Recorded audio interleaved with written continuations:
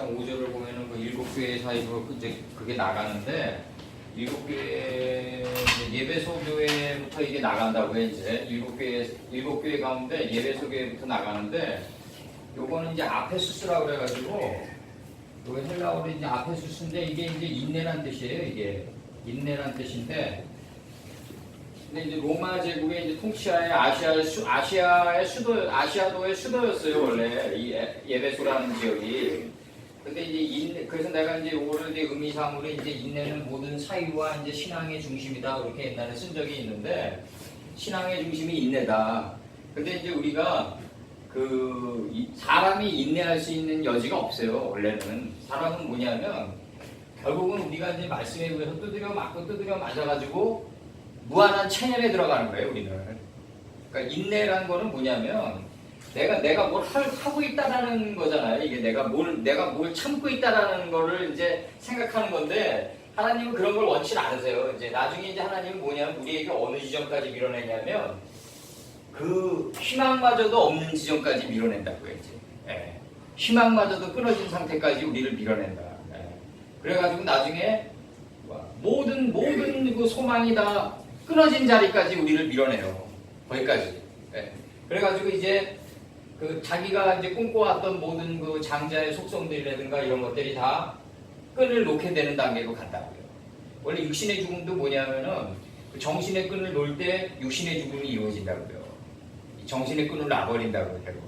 이 정신의 끈을 놓는 거는 결국 뭐 주변에 뭐 자식들이 뭐 학대한다거나 아니 뭐 요양병원에서 뭐 주는 게 뭐 부실하다거나 뭐 여러 가지가 있겠죠.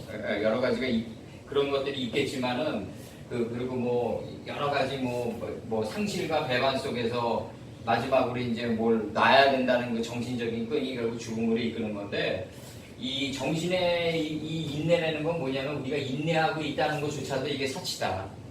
예, 엄밀히 따지면 우리가 뭘 인내할 수 있겠어요. 나중에 다 놓게 된다고요. 우리가 결국 무한한 체념 속에 들어간다고요. 그래서 이제 이게 이제 방향전치사 이제 L인데 이 방향전치사 2인데 영어로 그 이제 어디에게 7교회의 사자에게 이제 들어간다 이거죠 이제. 근데 이제 히브리어로 이제 이게 엘로와 엘테바 뭐 이런 것들이 많이 나와요. 엘로와 엘테바 뭐 이런 것들이. 그러면은 노아라는 게 이게 뭐냐면 같은 L에 같이 들어가면 방주가 노아거든요. 꽃가루 방주가 또 엘로와 엘테바 이렇게 들어가니까. 그러면은 이게 지금 L이라는 게 이게 방향전치사로 이게 지금 언어 문법 기술자들에 의해가지고 이게 L로 됐지 이게 원래는 뭐냐면 노아 안에 있는 하나님에게로 들어가는 거란 말이죠 지금. 방향전치사가 이렇게 돼 있어서 그렇지. 히브리어로 이게 엘로힘이라는 게 이게 하나님으로 번역이 됐는데 하나님은 L이에요. L. 요거는 신들이고 요거는. 하나님은 신들 속의 신이에요. L이에요, L. 방향전치사 2라고요. 그러니까 엘로와 엘테바 이러는 거는 뭐냐면 노아에게 가는 것 같지만 노아 안에 있는 하나님에게로 들어가는 거다. 꽃가루. 그러니까 7교회의 사자, 에베소 교회의 사자에게 이렇게 기록하노니 이와 같이 기록하노니 이렇게 돼 있단 말이에요. 이르되 그 붙잡고 뭘 붙잡냐면은 그 7별들을 붙잡고 7 가운데 거니시는 그 이가 7 그 금촛대 가운데 사이를 거니시는 이가 빼토코로 들어오고 그 거니시는 이가 그 7별들을 정의 편에 그 붙잡고 이르시되 하면서 다음 문장이 이제 나가는 거예요. 이제. 그러면 이게 일곱 별들이라는 게 이게 뭐냐? 별들이라는 건 뭐냐? 결국 창세기 넷째 날에서 하나님을 아는 지혜는 승하게 하고 무지는 소멸시켜가지고 별들의 본체에 도달한 거예요. 요게 이제 하나님을 아는 지혜는 승하게 하고 무지를 소멸시켰다. 그걸 별들이라고 한다. 그러면 이 지혜를 승하게 하고 지혜를 승하게 하고 무지를 소멸시키는데 이 점의 자리까지 소멸시킨단 말이죠. 소할 땅까지. 그러면은 이게 지금 이 지혜를 승하게 하고 그 무지를 소멸시키는 과정 속에서 원래 하나님의 말씀은 원석으로 우리에게 들어와 있다.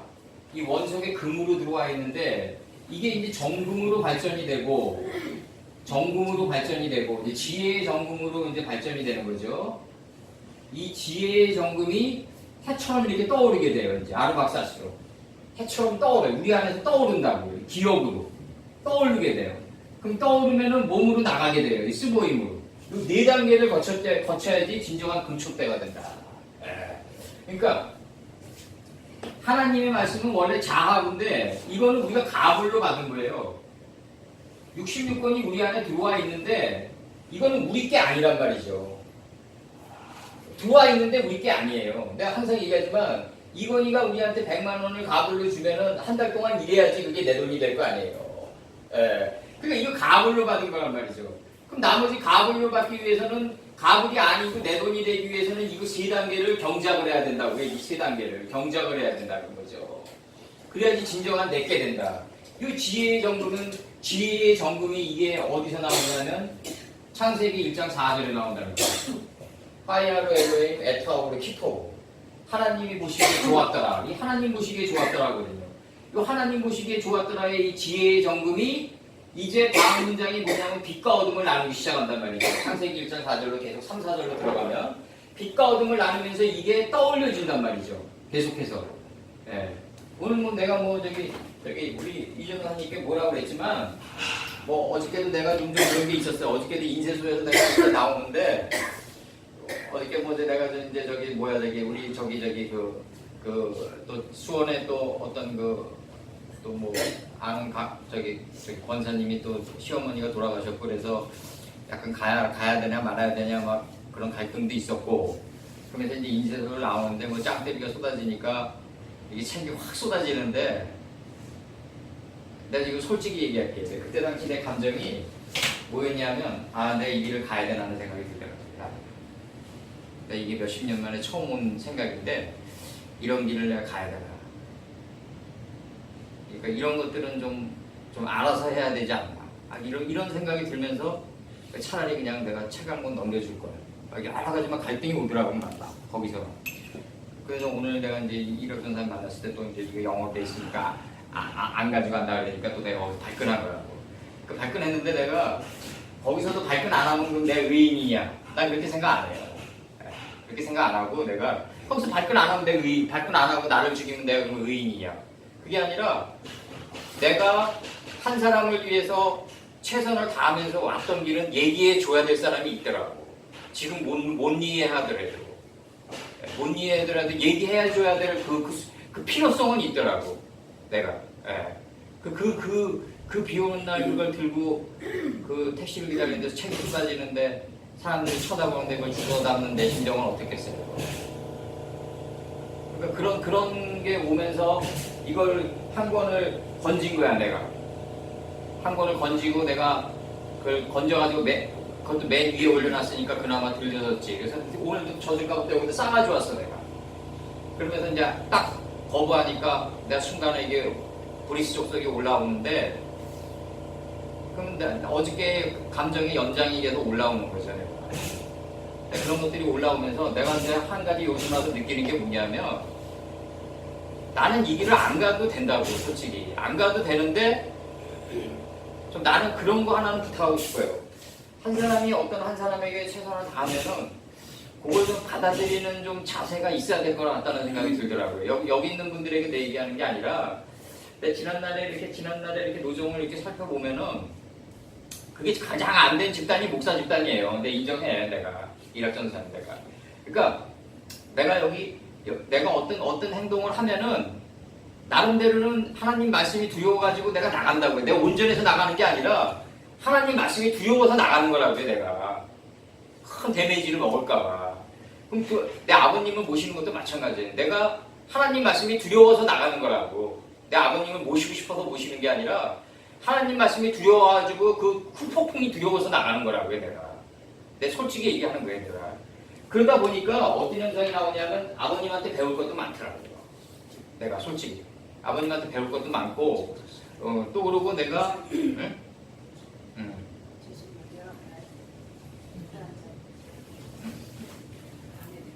그리고 또 내가 이제 또 그러면서 이제 오늘 오면서 이제 이런 브리스 족속이 올라오고 이런 내 자신을 보면서도 우리가 이제 한 가지 알으셔야 될 거는 뭐냐면 내가 나 자신의 뭐 수치스러운 면을 봤든 안 봤든 당위적으로 가야 되는 길이 있다는 거죠.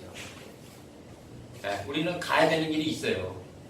그러니까 내가 하기 싫다, 하기 좋다 이래서 안 가고 이런 길이 아니라 하기 싫어도 가야 되는 길이 있다는 거죠. 홍 강사님도 몸이 뭐 쑤시고 뭐 비 오는 날은 아마 점점 자연과 닮아가니까 우리 몸이 아마 비 오는 날은 온몸이 쑤실 거예요. 아마 쑤시실 거예요. 난 그렇게 생각해요. 나는. 온몸이 쑤시고 막 혈도가 막 안 돌 거라고 막. 그러면서도 막 이렇게 오시고 또 이런 모든 것들이 우리가 솔직히 금촉대가 되기 위해서요. 우리가 뭐 딴 게 있겠어요. 우리가 금촉대가 되기 위해서 우리 가는 거예요. 그리고 예배소 교회에게 기록했다. 이미 기록해져 있어요. 첫 번째 교회예요. 예배소 교회가 아시아도의 수도고 첫 번째 교회라고요. 그래서 너희가 이렇게 나간다고요. 예배소 교회의 한글 성경을 보면은 한번 읽어보자고요. 한번.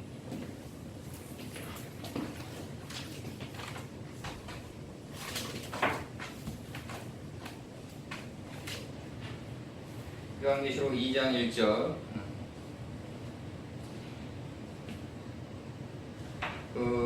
쭉 나가드릴게요. 예배소 교회의 사자에게 편지하기를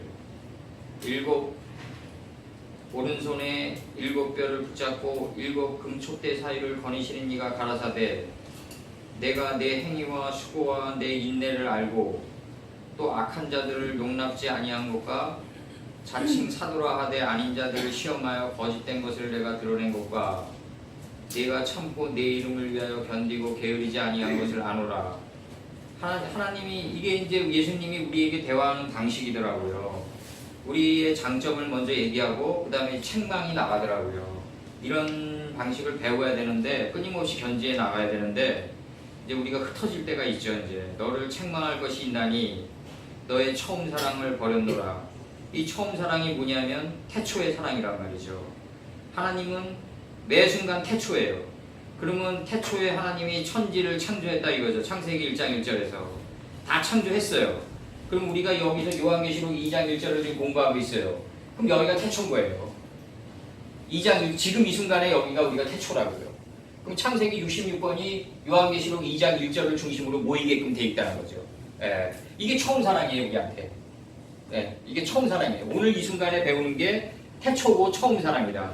책망할 것이 있나니 너희 처음 사랑을 버렸노라. 그러므로 너희가 떨어진 것을 생각하고 회개하여 처음 행위를 가지라. 이거 어디서 떨어진 것을 생각하라는 거죠. 우리가 어디서 떨어졌겠어요? 첫사랑에서 떨어진 거예요. 자기 생각으로. 첫사랑에서 자기 생각으로 떨어져 버린 거예요. 아말렉의 속성으로. 그러니까 이스라엘의 사사시대 때 너희가 왕들이 없으므로 어떻게 됐다? 너희 생각과 소견대로 살아갔다 이거죠. 우리가 그렇게 살아간다는 거죠. 지금 어디서 떨어진 것을 생각하고 회개하여 처음 행위를 회복하라는 거죠. 만일 그리하지 않고 회개하지 아니하면 내게 임하여 내 촛대를 그 자리에서 옮기리라. 이렇게 나가요. 그러면 이제 이것이 이제 니골라당의 행위라는 게 뭐냐면 다음 6절에 나가는데 오직 내게 이것이 있으니 내가 니골라당의 행위를 미워하는도다. 나도 그것을 미워한다 이거죠. 이 니골라당의 행위라는 게 뭐냐면 우리가 흔히 얘기할 때 사람이 말을 타고 권력을 잡았으면 말 위에서 사람을 만나는 교만의 행동이라고 여기는데 그렇지 않고 이 니골라당의 행위라는 게 뭐냐면 첫사랑의 언약을 버리고 자기 생각과 연합해서 나가는 게 니골라당의 행위라는 거죠. 이 문맥으로 보면 지금 니골라당이 뭐다? 하나님의 첫 언약을 버리고 자기 생각과 아말렉의 속성과 연합해서 나갔다. 이랬을 때 이 니골라당의 행위가 나오는 거다.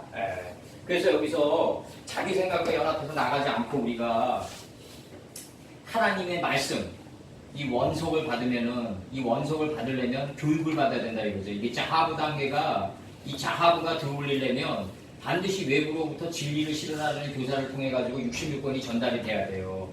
그럼 내 안에 이게 지혜로 다 마음판에 새겨져 있네. 그 마음판에 새겨져 있는 게 이제 이게 아르박사시 돼가지고 이게 떠올려져요. 내가 열국의 아버지가 됐을 때 이게 가능한 거거든요. 내가 항상 얘기하지만 내가 아까도 순간에 열국의 아버지를 놓쳤지만 이제 대화할 때 놓쳤지만 이거는 완전히 우리가 언젠가는 가야 될 길이에요. 우리가 어떤 사람을 만날 때 순간 자기의 인간적인 속성, 아말렉 속성이 올라오는 걸 뒤로 물리고 하나님의 말씀이 몸 밖으로 나가게 하는 게 일차적인 이게 코드에서 기어가는 짐승이 되는 건데 이게 오늘 나 같은 경우도 이게 안 됐으니까 이제 이게 일단 브리스 속속에 올라왔겠죠. 북한 감정이 올라왔지만 이 회전은 좀 빨라야 되는 거죠. 우리가 이 아브락사시 정말 우리가 가야 될 길은 뭐냐면 매 순간 이게 와야 돼요. 하나님의 말씀이 내가 욱하는 감정이 올라오면 뒤로 순간 물릴 수 있어야 되는데 아니면 먼저 나갔더라도 빨리 회전해야 할 수 있어야 되더라고요. 이게 아르박사시라는 게 굉장히 중요한 건데 하나님의 지혜가 들어올려지는 거예요. 기억으로. 이게 기억으로 들어올려진다. 이 기억이 기억으로 들어올려지는데 이 기억으로 들어올려진 게 내 몸을 통해서 나가는 게 이게 쓰고임이라고 해요. 요 단계로 가야지 일곱 금초대, 일곱 별들과 일곱 금초대가 된다. 그리고 이렇게 살아가는 삶이 진중이다 이거죠. 진중. 삶의 한가운데다. 이렇게 살아가는 삶이 삶의 한가운데다. 생의 한가운데다 이거죠. 바로. 이렇게 살아가지 못하면은 생의 한가운데서 벗어나 있다. 이렇게 살아가는 게 물 가운데고 내 여기서 이걸 다 적었어요. 물 가운데고 이 물 가운데가 맨 처음에 나오는 게 창세기 1장 6절 아니에요. 물 가운데 궁창이 있어. 이 물 가운데가 나오고 동산 가운데가 나오고 여호수아가 진중에 나오고 일곱 촛대 가운데가 나온단 말이죠. 이 삶의 한가운데로 우리 에덴 동산 가운데 우리는 거해야 된다. 진중에 거해야 된다 우리가. 그리고 일곱 촛대 가운데 거해야 된다. 그걸 사무엘하 2장 2절에서는 뭐냐면 이스라엘 모든 지파 가운데 거해야 된다. 우리가 이 센터에 거해야 된다는 거죠. 센터. 삶의 한가운데에 거해야 된다. 만약에 사람이 이때문에 빗나갔으면 어떻게 된다? 빨리 회전할 수 있어야 된다. 빨리 회전할 수 있어야 된다. 근데 이럴 전사님 오늘 내가 하는 건 미안하고, 뭐 내 부덕의 소치라고 생각하시고, 네, 미안하고, 그리고 저기 내가 일곱 촛대 사이에 거하지 못해서 빚어진 일들이니까 그렇게 생각하시면. 그리고 이스라엘 모든 지파 가운데 거하지 못했고, 진중에 거하지 못하고 동산 가운데 거하지 못하면은 이런 인간적인 속성이 올라올 수밖에 없고 순간 나를 사로잡아가지고 알 수 없는 곳으로 유인하는 게 우리네 삶의 인생이다. 너무너무 나약한 게 우리네 인생일 수밖에 없다. 결국 마음속 장난에 속을 수밖에 없는 게 우리네 인생이다. 그러니까 항상 우리는 어디 가야 된다? 물 가운데 거하고 동산 가운데 거하고 진중에 거하고 일곱 촛대 가운데 거하고 이스라엘 모든 지파 가운데 거해서 니골라당이 되지 않도록 우리가 노력해야 된다. 니골라당이란 내가 교만해서 사람을 대하는 게 아니라 첫사랑의 언약을 버리고 어디서 떨어졌는지를 기억하지 못하는 거다. 어디서 떨어졌는지를 기억을 못한다.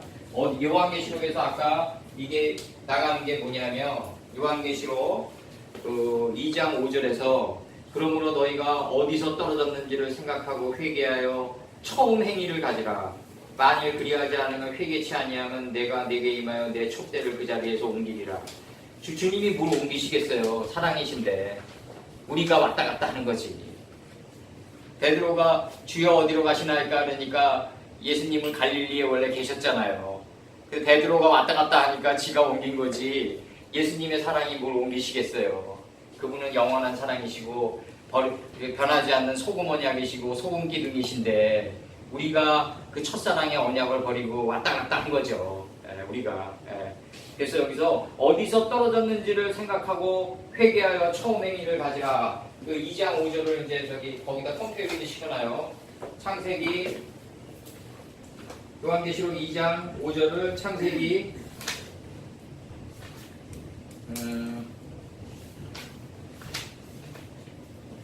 2장 21절. 어디서 떨어졌는지를 기억하라. 네, 읽어드릴게요. 여호와 하나님이 아담을 깊이 잠들게 하세요. 떨어뜨려요. 깊이 잠들게 하시니 잠들었어요. 깊은데 잠들었더니 갈빗대가 나와요.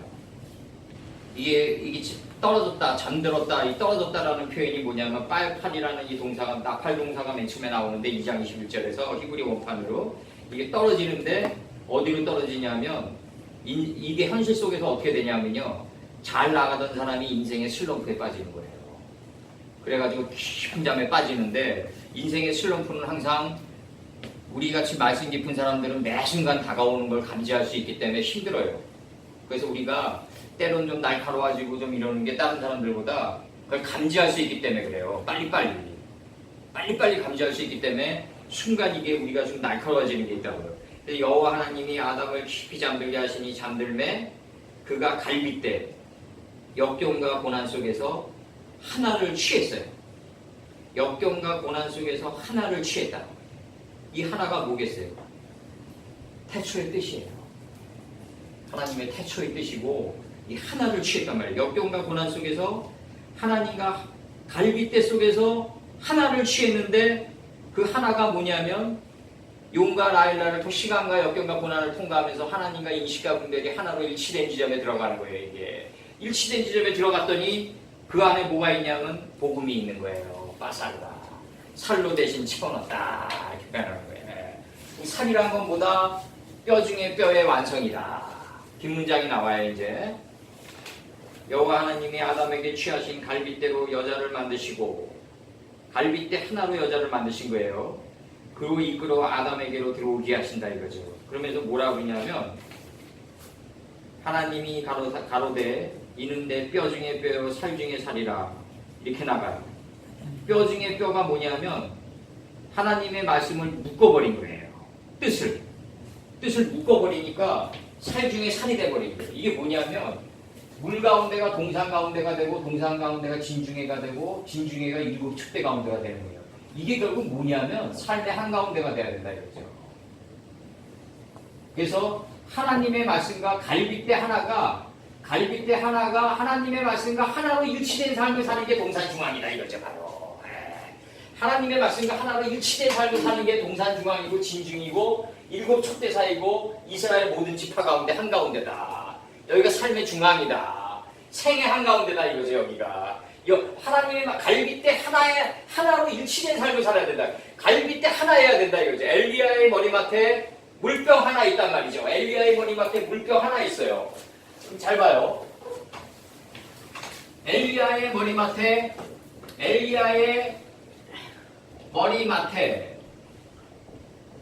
이 머리맡이 뭐냐 태초란 말이죠.